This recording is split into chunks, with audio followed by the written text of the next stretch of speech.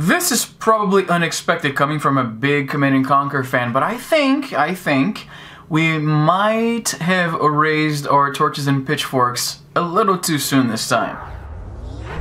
Alright, so as you guys remember, during E3, EA showed Command & Conquer Rivals, which is their mobile take on the Command & Conquer franchise. Now, I have to say, I am a huge Command & Conquer fanboy, and I've always felt that ever since EA touched the franchise, it hasn't been really the same. And that's not even the only time EA ruined something I loved. As I mentioned in my console RTS's video, which you can watch right here, there are a few other franchises that suffer the same fate, like SimCity or Plants vs. Zombies, Battlefront. I loved the original Battlefront back on PS2, its sequel, its PSP ports.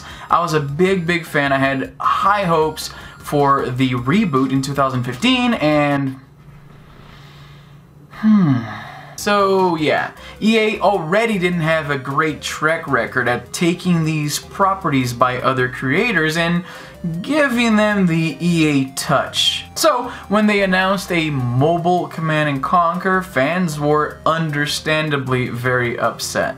I saw some pictures, some gameplay videos on the internet at the time. I saw people really upset on Twitter because a lot of the people who follow my work know that I'm a big Command & Conquer fanboy. A lot of people were hitting me up asking for an opinion. And at the time, I was preoccupied with other things, and I thought, well, it's EA ruining something I've loved for a long time. What else is new? Like, I didn't even think like there's much to add to the story. It's EA doing its thing. They are, it feels at times, creatively bankrupt, and they're out to make a buck. And if they're going to drag beloved properties through the mud to make a buck, well, put on your galoshes, because that's what we're doing. Now, I was cautiously optimistic about this one because I've seen RTSs attempted on mobile platforms before, and I've had fun with them, but they weren't great. There was a Command & Conquer Red Alert for iOS a long time ago. I want to say it came out in 2009 or 2010. There was another game that I played back in Palm Pilot days. It was called Warfare Incorporated. They also attempted to bring that to iOS. There's been a lot of RTSs attempted on a platform like your cell phone, and it's, you know, it's hit or miss. So I was thinking maybe they'll nail it this time. From the screenshots, it didn't look like your typical RTS, which both excited me and depressed me. Because it excited me because I thought, hey, maybe this is a completely different control scheme, maybe this will work better than your average RTS.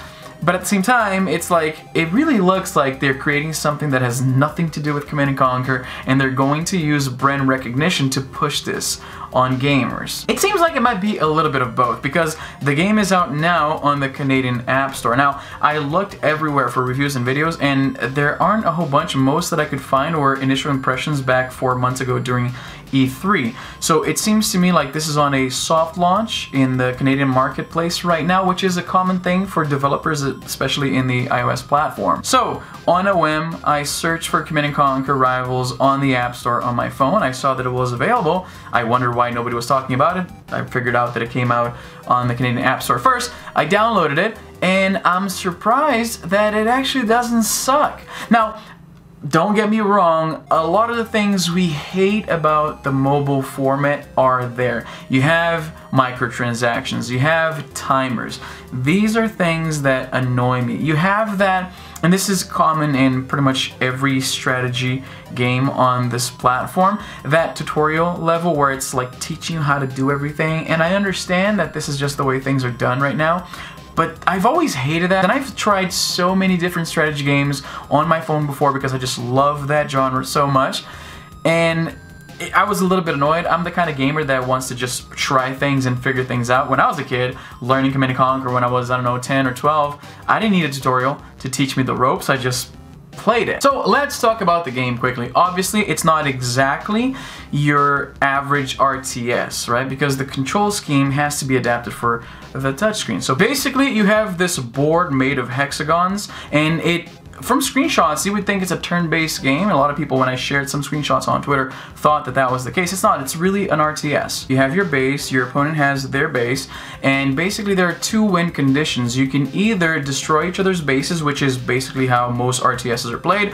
or, which is what I found myself doing more often in my matches, you can control a nuclear silo right in the middle of the map, and if you control that long enough, it'll fire a nuclear missile. One nuclear strike will pretty much destroy half of your opponent's base, and if you shoot it again, it's game over for them. So the trick is to have one of your units controlling that spot long enough to have that missile fire. Again, you can send your units directly to attack the base, but maybe there's a balancing issue in how the game presents both of those win conditions, because it seems to me that the missile route, it seems like that's the most ideal way to win a match. I gotta try a little bit more. I like how this game was adapted to the mobile platform quite a bit. The way it handles unit recruitment is not unlike some tower defense games when you're just waiting for your resources to top up to the amount that you need to send a little guy out, and then you tap that guy's icon and then you have a unit out on the field, and then you can tap it and send it to where you want it to go. You can send those units out to control the missile silo, which, like I mentioned, is the most usual win condition. You can send them out to attack your opponent's base directly, or you can send it out to fight enemy units. Combat works in a straight up rock, paper, scissors scheme. You have basically 3 unit types, and each unit type is efficient against a certain other unit type. So it's a matter of seeing what your enemy has and responding with units that are effective against that type of unit. Battles are pretty quick and hectic. It feels like it doesn't take much for the balance of the match to tip completely in favor of one player or the other. I haven't been able to nail comebacks as I have in RTSs before, but that being said, I really like this gameplay, and I feel that if this was offered like a premium experience on your phone, this would easily be one of my favorite cell phone games of all time. You have the RTS action, you have the let me unlock this so that I can get to this different unit. You can change your loadouts, as it were, so you want these units to go on to the next mission with you, you can change them up, and it's really interesting the way it works. I really am having a lot of fun with this. This video is not sponsored in any way, I just want to throw that out there. If this game was not riddled with microtransactions and timers and that, oh, you just unlocked this loot box and here's another loot box, and do you want this loot box? It only costs you $5.99, get your mother's credit card. That, it hurts me so much. Like, I see there was actually a lot of potential in this game to be something extraordinary, I think, for RTS fans. For strategy fans, I don't think there's anything else out there. If there is anything that follows this type of gameplay that is a more premium experience where I can pay, I don't know, 10 bucks up front and just play it with my friends especially. I have a lot of friends who are huge Command & Conquer fans, and I would love to be able to tell them, download this game, and then, you know, it only costs this much, you're gonna be able to play online wherever we are. This is something that I love, that premise.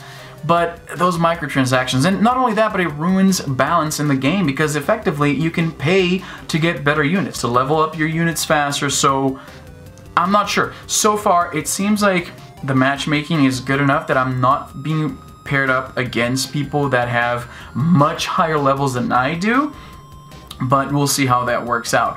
So far, like I said, I'm liking it quite a bit. I'm very surprised. Ultimately, it is a free game, so it's very easy to recommend. I feel like you're probably gonna be, like me, pleasantly surprised that it's not complete crap. But again, like me, I think you will feel like this would be a much better game if they just sold it as a game and not a little digital slot machine for my phone. If you're in Canada, download the game, try it out, see how you feel about it. It's going to be out worldwide on December 4th, according to Wikipedia, so I'm very curious to see the videos coming out reviewing this game when it launches. If you had the opportunity to play it, did you like it, did you hate it? Let me know, I'm very curious. Again, it's a little hard to find opinions on the internet right now because not that many people have played it yet, but I'm super curious to hear what you guys thought of the game.